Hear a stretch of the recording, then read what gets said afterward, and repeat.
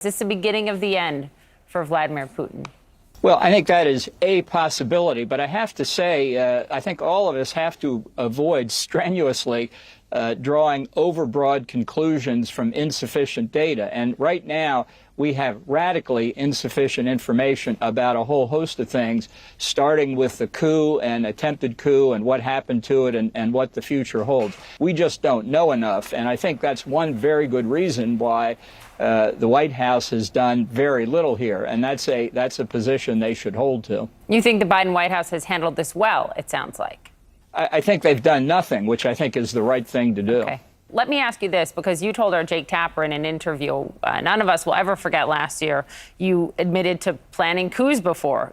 And so you have a unique perspective on this, Ambassador. Why do you think Prigozhin turned around? Well, I think that's a question that we don't know the answer to. The Daily Telegraph in London reports that the Kremlin threatened his family, and that was enough.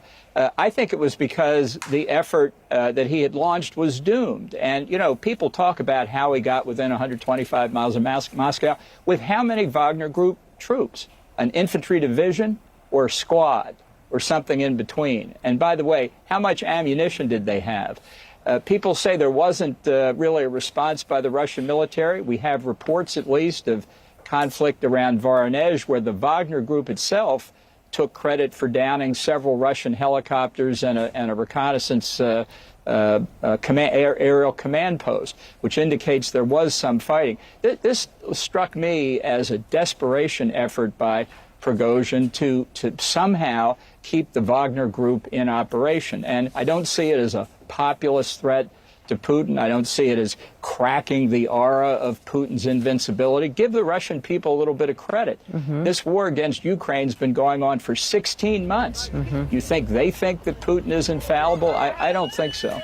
In tonight's Health Watch, there's word that those wildly popular drugs Ozempic and Wegovy may soon be available as a pill.